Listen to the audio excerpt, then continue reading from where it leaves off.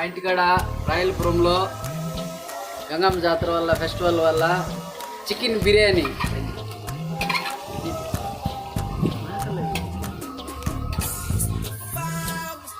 Leg piece chicken biryani ఈరోజు అందరూ వచ్చి భోజనం చేసుకోవాల్సిందిగా కోరుతున్నాము.